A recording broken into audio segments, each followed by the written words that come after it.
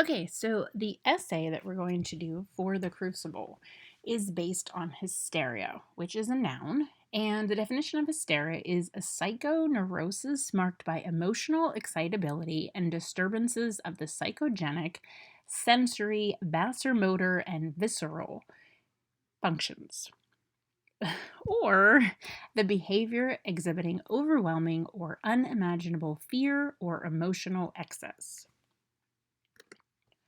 So, we're going to do a comparative essay in which we compare the events of the Crucible to another current event in which the creation and the exploitation of public hysteria are used as a means to obtain power and or manipulate people.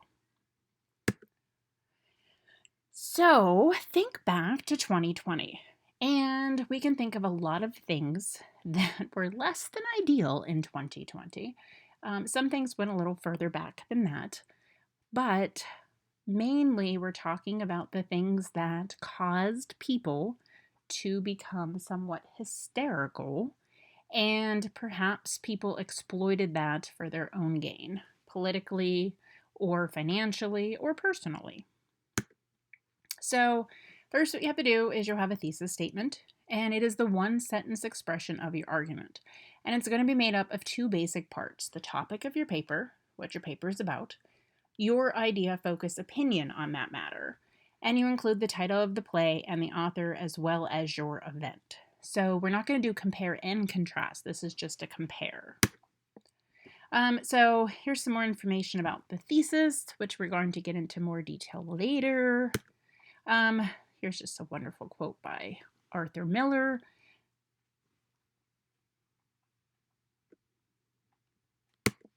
All right, so anyway, what you're going to do in this essay, it's going to be a 4-paragraph block. So point 1, what is the catalyst that ignited the hysteria? So what or how does the hysteria in the play get started? So think about what starts the whole thing in the Crucible, and then you'll need an example from the play. And then think about your current event, and you'll need an example from that, which started it. Point 2 is going to be an example of innocent people or persons who were used either as scapegoats or examples of people or a person using the guise of hysteria for personal gain. So again, you're going to do this for the Crucible, and then you're going to do this for your current event. And then your third one, so for this is just the first. You have this one, what started it. For point 2, you pick one of these. So, and it has to be the same. So if I say that innocent people were exploited, then or used as scapegoats, then I have to use that one for the Crucible and for my event. And then here you picked one again. So, how are officials unable or unwilling to listen to reason? Or, if restored, how is order restored or returned? So, if order has not been returned in your current event, then you're going to go with this one because you have to use the same one for your current event that you do from the Crucible.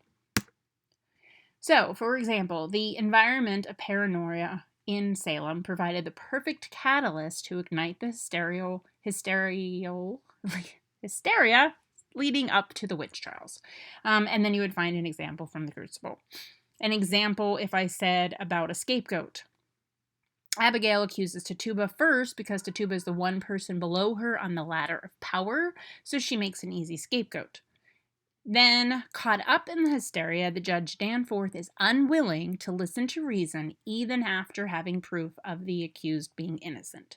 So these are all the ones that I am going to go with for the Crucible, which means then I have to use these same ones for my current event. So, and this is going to be then from your current event. So look at this one. We have an introductory paragraph, which is our inverted funnel. Body 1, the Crucible, your 3 points. Body 1 is only about the play. You do not talk about your current event at all. Body 2 is where you're going to make that connection back. So you have the same 3 points, how it started, and then whichever one you picked here. So I did the scapegoat, and then how authority was unwilling to listen to reason. And in each one, then, I'll tie it back to the Crucible. And then my concluding paragraph, which is the inverted funnel. This is the funnel. This is the inverted funnel. Okay, so the Crucible and McCarthyism can be compared to other modern forms of rumor, persecution, suspicion, and hysteria. Certain examples of that would definitely be COVID-19, cancel culture, political polarization, fear of voter fraud, protest leading to hysteria, or Antifa hysteria. Now, I am not saying that you have to agree with these. I am just pointing out things that are current events in the news that do have forms of rumor, persecution, suspicion, and hysteria, and also people using things for their own gain. These are suggestions. You would pick one of these, or if you wanted to go back a little bit further, you could. You could talk about the fear of terrorism in the past 15 or 20 years and how that's affected U.S. views and policies. Now, first, pretty much the 2016 Trump, he used the term witch hunt to describe the special counsel with Mueller's investigation into the campaign. Or you could talk about this campaign, the Trump-Biden Ukraine investigation. Or if you have your own somewhat current, so by current I mean within the last 20 years, topic that you feel that hysteria, that you can make these connections to the Crucible and how hysteria has led to people using it for their own advantage and people not listening to reason, then you can just run that by me and we can talk about if that one would work for you. Okay, so, no, I'm not going to update. Where do you get this information? All right, so when you're picking out, should have put the list on here. Okay, so if you go to cafedudac.com, I put in here a list of websites and some articles from our database that you can access from online from anywhere through the library.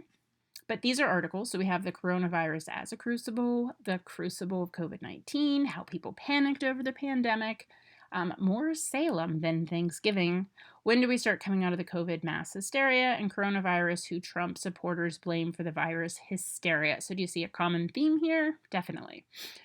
Here's a quote from this article that I also put the PDF. This is from the database. Okay, if you wanted to talk about political polarization, the continued polarization of political parties has contributed to groups being labeled as terrorists by the political opponents. So following the rise of the Black Lives Matter movement, opponents in the media, government, and law enforcement has depicted the movement as being primarily focused on violence and properly destructive, rather than their stated goal of furthering equal treatment of Black Americans. President Trump announced in 2020 that he planned to designate both Antifa and the Ku Klux Klan as terrorist organizations. These both quotes came from this article here about domestic terrorism. So again, this is the political violence in the fact that the two parties are trying to point out and cause hysteria with the other ones, right? So we have that. Here's the article that those quotes came from. Here's another one about the systemic police brutality and its cost in the United States. And why did the protest over George Floyd turn into mass hysteria? So this quote came from this link here, and then here's another one. So again, they all have to do with hysteria, abuse of power, Antifa panics, or when racism and hysteria intersect. In a nation that has more guns than people, they arise when a lying president takes every opportunity not to heal our nation divisions, but to stroke them when people live, and a news economy that provides no reality check, but inflames prejudice and feeds fears. So here we have when Antifa hysteria sweeps America, and Donald Trump's Antifa hysteria is absurd, but it's also very dangerous. Okay, so again, these are not all my views. These are articles that have to do with hysteria, which we can tie in nicely to the Crucible. Then again, the other one is voter fraud. This one is really interesting. Opinion: witches, McCarthy, Trump, and the history of mass hysteria. If you thought Trump was the most dangerous threat to our democracy, you were wrong. Talks here about voter fraud. So this quote came from here, just like propaganda, the three men enabling Trump's voter fraud lies. The hysteria over voter fraud has reached an alarming pitch. What's behind the voter fraud witch hunt? Media hysteria is the Trump show, and voter fraud hysteria. So anything that is causing, right, the hysteria, that has a ember that kind of starts things off, and either one of those points that you're going to make for body 2 and then for your body 3. So these are all here for you on Cafe Dudac. So when you go there, you would click on, scroll down, and you would find the 11th grade. You would click on that. And then from here, excuse me, sorry, here it is. So this is where all the links and the information that I kind of collected using these keywords for you.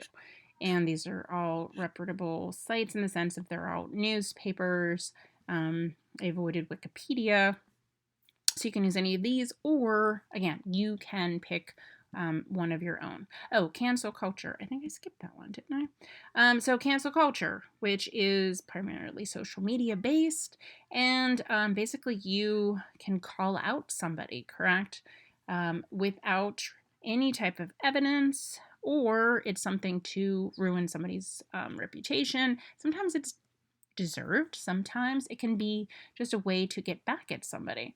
And there's consequences.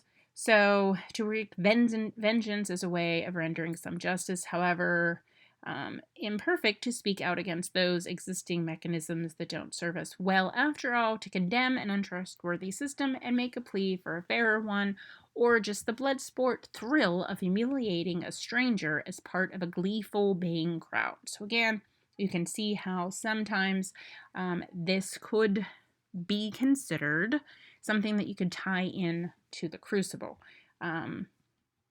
So don't be afraid of cancel culture and cancel culture. These two came from the database on the school thing.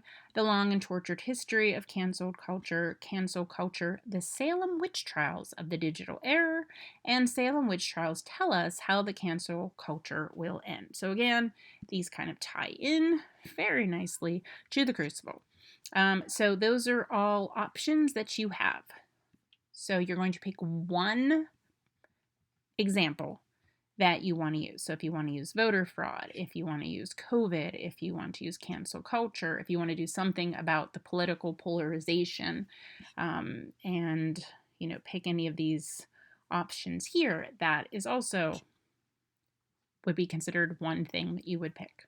All right, so we will talk much more about this, but right now I want you to try to think about what you want to use for your topic.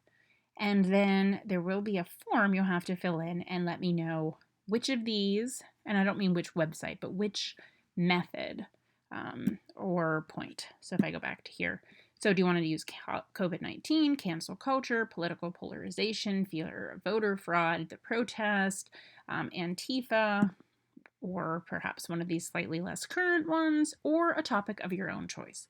So you think about what you want to use, right? So the 3 from the Crucible, and then whatever current event, one of these events, and then you're going to pick out 3 points to go with that. And that comes from here. Okay, so again, we'll talk more, but right now, read through the articles on Cafe Dudac and decide which of these you think you can tie in nicely to the Crucible. Okay.